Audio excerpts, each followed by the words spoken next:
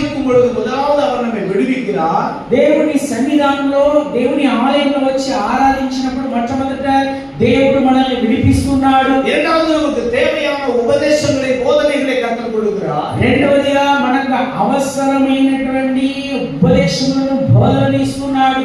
மூன்றாவது உபதேசத்தை வைத்தே அவர் நம்மை பரிசுத்தப்படுத்துகிறார். మూడవదిగా వాక్యము చొప్పున మనల్ని పరిశుద్ధపరచుచున్నాడు. கர்த்தருடைய ஆலயம் சபை என்பது பரிசுத்தவான்கள் கூடுகிற இடம் அல்ல. దేవుని ఆలయం అన్నది పరిశుద్ధులు సమకూడేటువంటి స్థలం కాదు.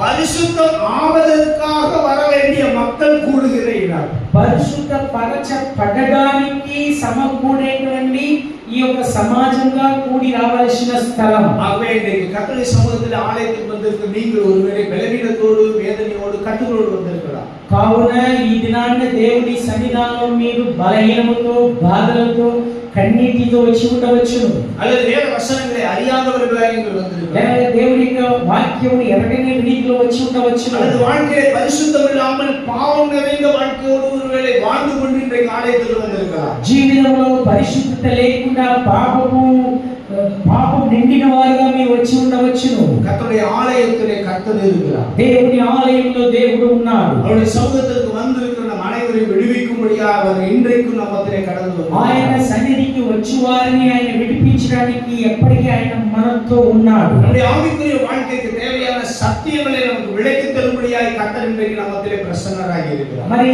మన యందు మనల్ని మంచి రీతిలో నడవడానికి కావలసినటువంటి బోధనను బోధించడానికి ప్రభు మధ్యలో ఉన్నాడు. நம்முடைய வாழ்க்கையில் உள்ள எல்லா பாவங்களிலிருந்து நம்மை விடுவிக்கும்படியாக அவருடைய பரிசுத்த இரத்தத்தினாலே கழுவி பரிசுத்தப்படுத்தும்படியாக இன்றைக்கு கர்த்தர் நம்மத்திலே பிரசன்னராக இருக்கிறார். మన జీవితంలో ఉన్నటువంటి పాపములని పరిహరించి మనల్ని పరిశుద్ధపరచడానికి ప్రభు మన మధ్యలో ఉన్నాడు. அப்படியே கண்களை மூடி அவருடைய சமூகத்தை நோக்கி பார்ப்போம். అలాగే మన కళ్ళను మూసుకొని ఆయన సన్నిధిని ఆయనని తేరి చూద్దామా.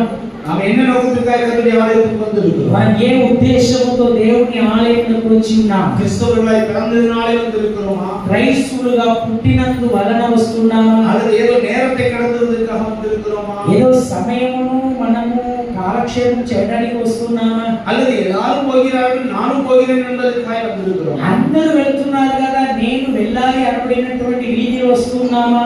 தாவீது போல தாவீதினிடத்தில் நாம் கற்றுக்கொள்வோம். நாம் கர்த்தரை நேசித்து ஆலயத்திற்கு வருவோம். దావీదు వలె దావీదు యుద్ధ నుండి నేర్చుకుందాం. ప్రభువును ప్రేమించి మనం దేవుని ఆలయంలోకి వద్దాం. పరిశుద్ధమాய் కర్తரை ఆరాధించుబడి அவருடைய ஆலயத்திற்கு வருவோம். మనం పరిశుద్ధంగా దేవుని ఆరాధించడానికి దేవుని